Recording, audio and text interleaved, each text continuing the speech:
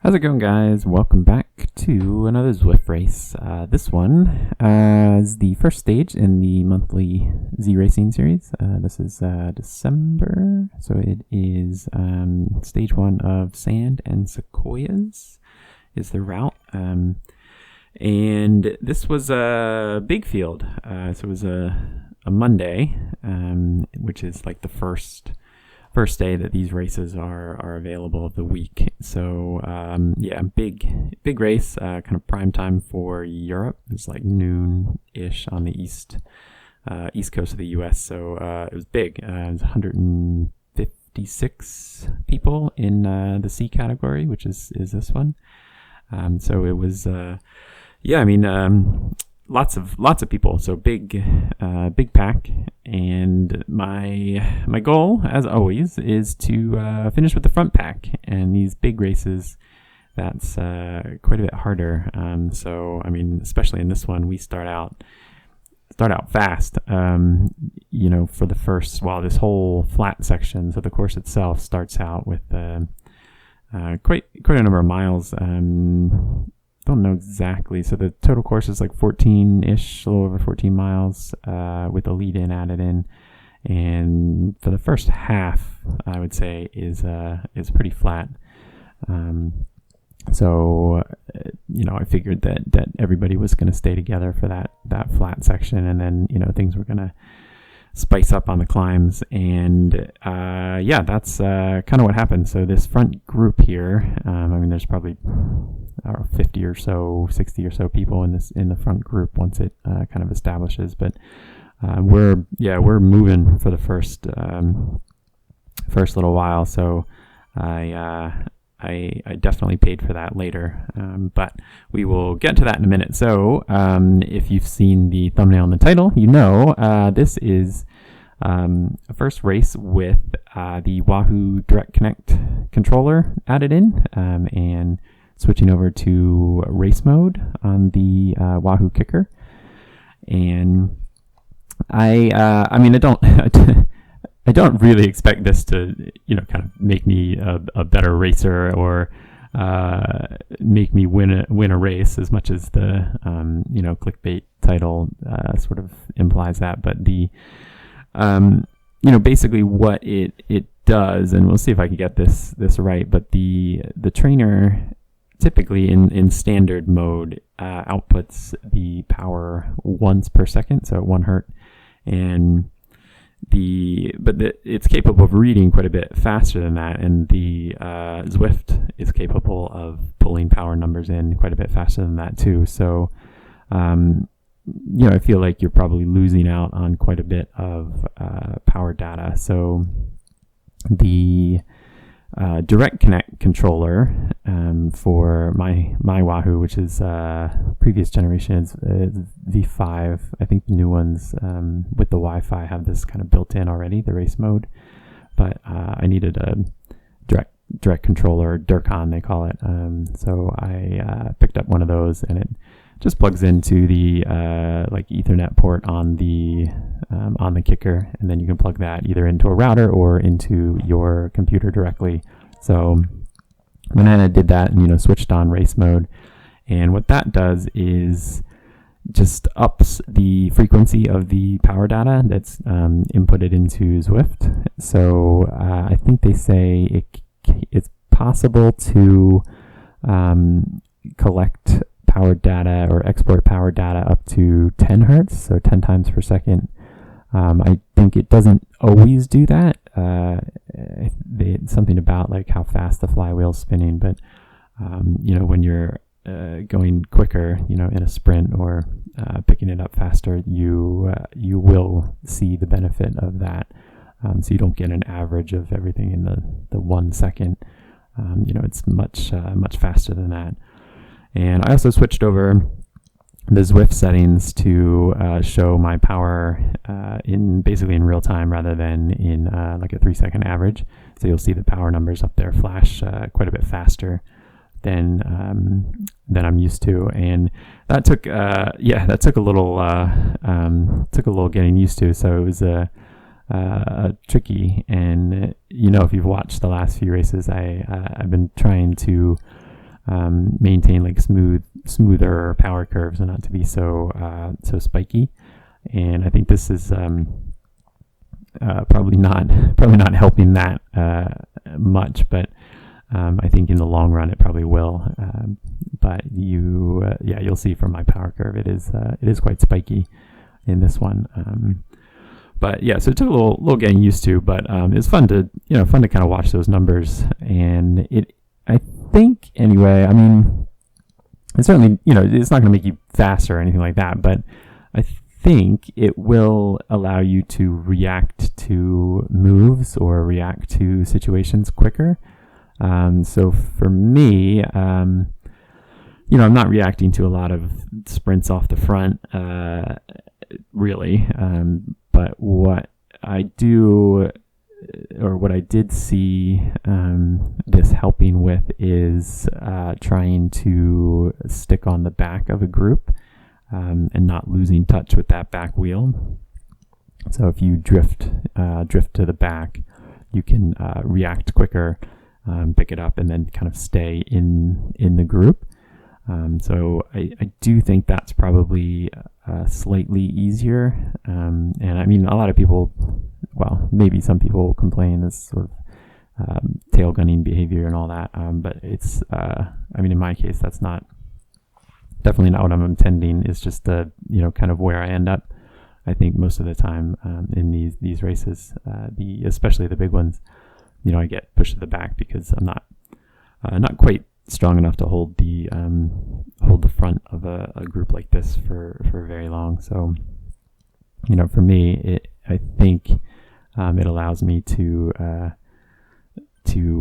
stay in the pack a little bit easier, and I've only used it for a couple of races now, but so I mean, hopefully that's the case. But the other possible benefit is that you're not going to lose a Bluetooth connection quite as often. I didn't really have much trouble with that. Every now and then I would see the numbers flash up in red, and you'd see maybe there's a partial connection drop, but it didn't really have much effect for me. So that's another potential benefit depending on where you are.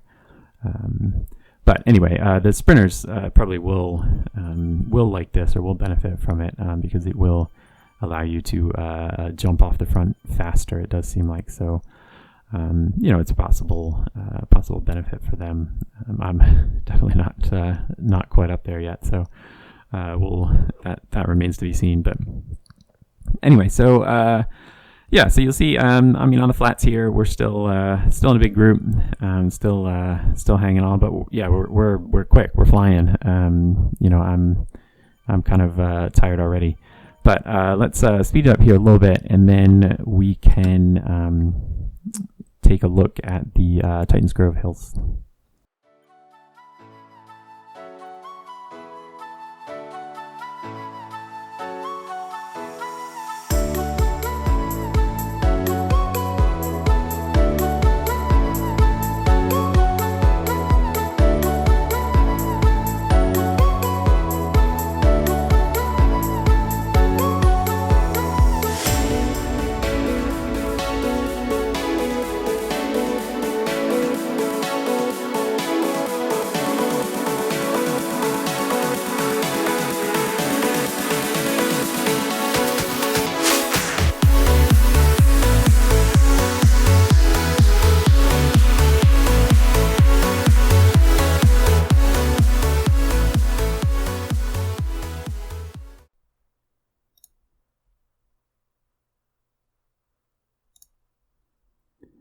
All right, and into the Titans Grove area.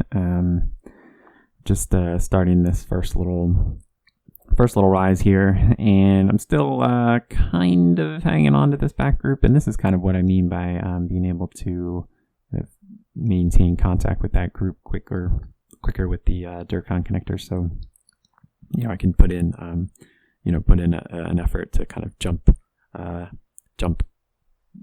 easier than it was before. Well, maybe not easier, just faster, I guess, than I was before.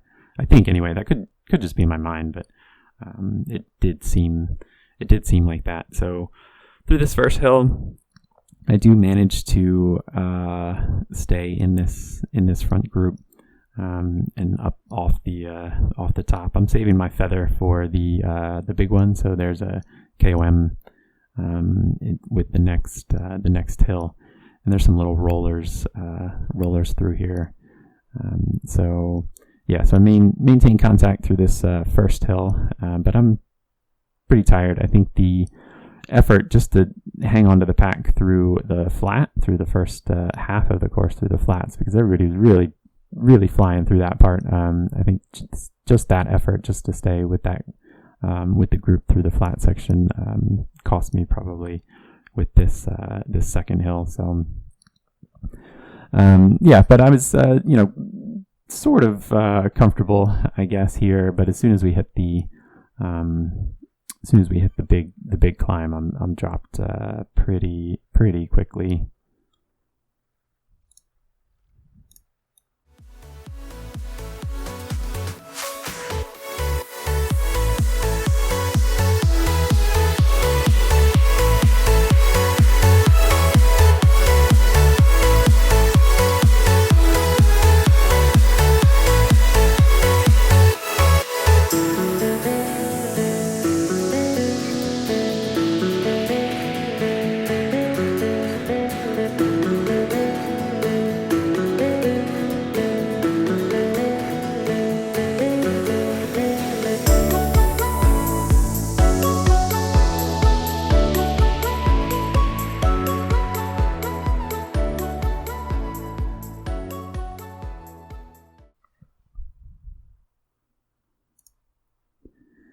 So as I start to sort of fade away into the abyss, I guess, I kind of slowly watch the front group head off into the distance. So they, I think, like I said, I think that first effort to hold it, the first half of the race, hold that front group, costed me. So I was, about done by this point. But it's interesting. So the numbers. So this was, like I said, the Monday. So it was the first time that I did this race, and I actually did it again a couple days later. So I did it on Wednesday or Thursday, and it was a much smaller field. So there's 156 people in this one. In the second time I did it, there were, I believe, about 50-ish people in the live race, and it was much more relaxed for the first half through the flats. But to give you some kind of rough numbers, so in this race here, I wind up overall 36th. It's about a minute and a half or so back from the pack, and they gain about a minute and a half on me, but my average power was 3.3 watts per kilo at 203. You normalize like 210, and I mean that's decent power numbers for me, actually, but I think it kind of skewed a little bit because I rode some of it alone.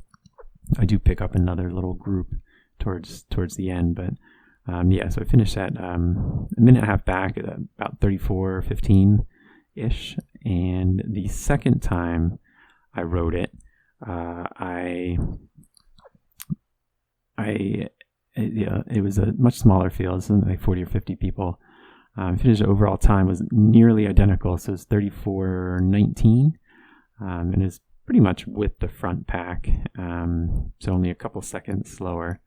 I actually averaged 3.2 watts per kilo, so I was putting out less power, and averaged 199 watts. It was a much easier effort, but because I was with the pack and it was kind of a smoother race, I guess it didn't start out quite as hot as this one did. I could average less power for the same time.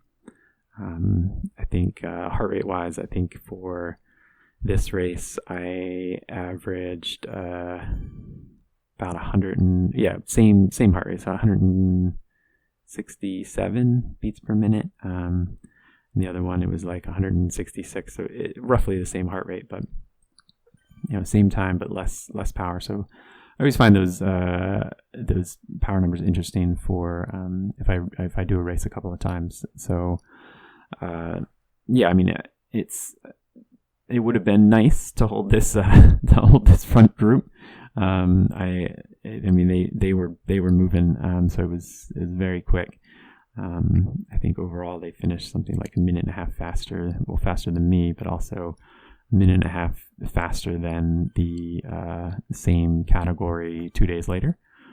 So the size of the group really has an effect. But anyway, so hope you enjoyed this one. And the direct controller did not help me win a race, but that's all right. It is interesting. I do enjoy the numbers updating quite a bit quicker.